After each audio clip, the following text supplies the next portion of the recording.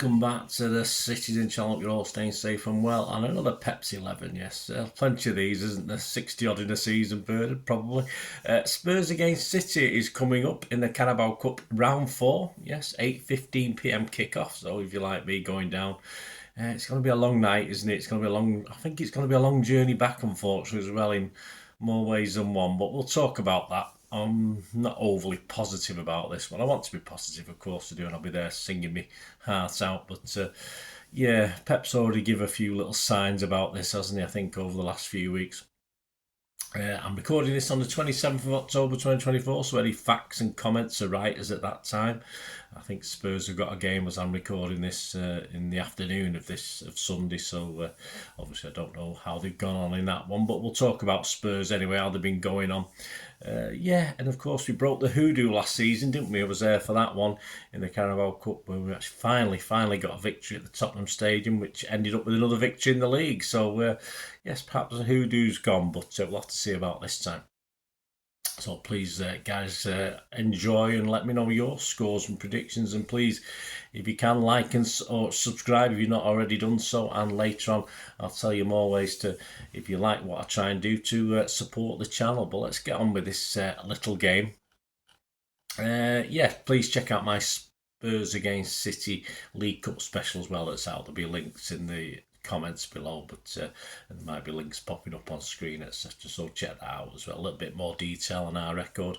Well, our record, basically, we've only played them 4 times since the inception of the League Cup, of course, a fairly new cup in the scale of things. Only 1 victory for City. It was an important one. It's up there, the programme's up there in the background. Of course, that's limited fan. I got in for that. I still don't understand how I got a ticket for that one, but I can't remember. It was a lottery. I don't know. I can't remember, guys. Remind me how I got a ticket for this one, because there's only a couple of thousand City fans, of course, down at Wembley with the COVID, etc. So yeah, that was a big victory. But the other 3 games, unfortunately, we've lost them all. We played them 4 times. We've won just the 1 in the League Cup. Not drawn any, and we lost the other 3. So we scored 2 and let 6 in. So they have a good record against us in the League Cup. This season, Spurs being Spursy again. Well, it looks like it, doesn't it? They sit 8th at the moment in the Premier League. They've won 4, drawn 1 and lost 3. But they're making a bit of a fist of it in the Europa League with a 100% record after 3 games. So they'll be quite happy with that. Low light, possibly again, yet another lacklustre, depressing derby defeat to Arsenal. They just can't do it, can they? Even Arsenal aren't quite at it. Spurs have a great difficulty beating them or getting anything against them. To get into round 4, they beat Coventry at their place to get to this round. And as I said, I'm recording this before the Palace game, but they are coming back off a good 4-1 home win against London rivals West Ham, and followed that with a European midweek win over AZ Alkmaar. Yeah, plenty of empty seats at that one, but they were whinging they were being charged too much. I think they were being charged about 37 quid or something, but that's what they're charging us for this Carabao Cup, isn't it, to come from Manchester, when it's 30 quid is the maximum for league games. But yeah, Mr. Levy doesn't care about that, does he? He'll screw as much as he can out of fans. So stop whinging, Spurs. You get what you pay for, and I suppose some fans could say it's the same as happening to us sometimes with some games, but that's how it is in this day and age. On injuries, I think they're all right. I don't think they've done too badly this season. They've got a problem with Son at the moment. I'm not too sure whether his availability for the Wednesday night game. And Spurs do have a bit of a habit, like a lot of Premier League teams, of not really going for this Carabao Cup. They seem to sort of top 6, 8 Premier League clubs. Some of it, apart from obviously the top 2 or 3, Arsenal, Liverpool and City, the others do have a tendency not to go for this, which allows teams like United to get far in it and stuff like this. But I think Postecoglou, or I'd advise him to go as strong as possible in this, because City and Pep, I don't think, are as combative as we might be. Of course, we're going to go there, play the game. Pep's going to say all the normal things that you do say, we're going to try and win, and the fans have made that trip, etc. But I just think there's an under sort of current of the fact that he's not going to be too worried, and a lot of City fans probably not, if we get knocked out of this. So really, that brings us to us and what Pep's going to do, doesn't it? And of course, the team against Southampton probably tells us a little bit about his starting 11. The team against Southampton lined up with Edison, Lewis, Gvardiol, Diaz, Akanji, Kovacic, Bernardo, Nunes, Foden, Savi and Haaland on the bench. Interestingly enough, because I think obviously the bench is where you start for our starting 11 against Spurs. Ortega, Carson, Stones, Aki, Gundo, O'Reilly and McAtee.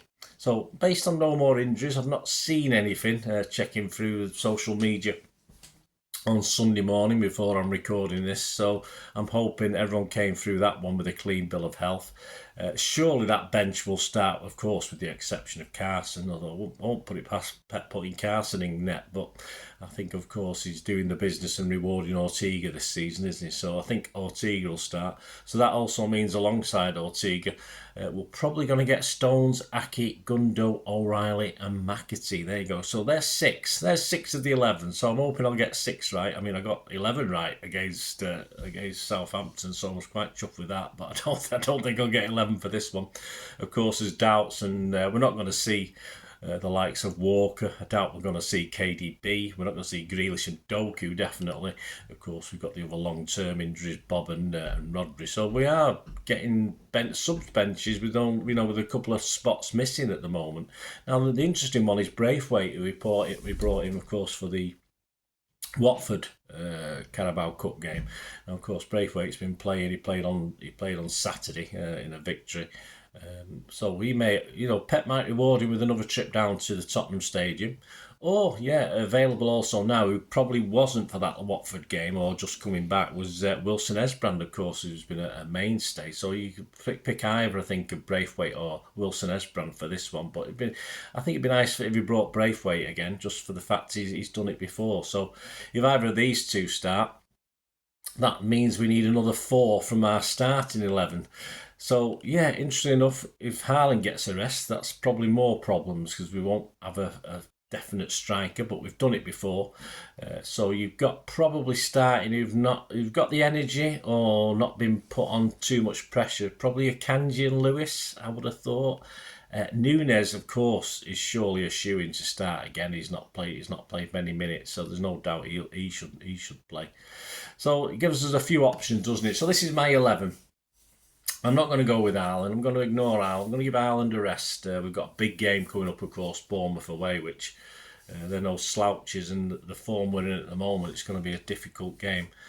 So my 11. This is my 11. Let me know your thoughts, guys. Ortega, Stones, Akanji, Aki, Braithwaite. That could either be Wilson Esbrand as well in there.